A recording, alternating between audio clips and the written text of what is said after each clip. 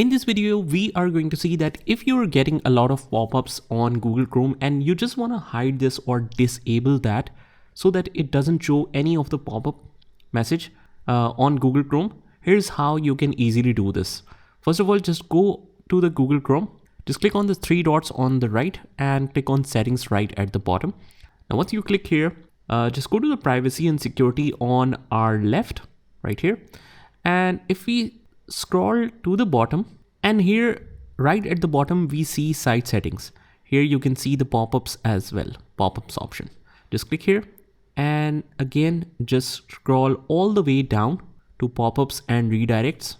So if you want to allow to send pop-ups and different deals, let's say for different websites, you can allow that, but otherwise it's causing you problems. So let's click on don't allow sites to send pop-ups or use redirects. And after that, you can just add exceptions to it.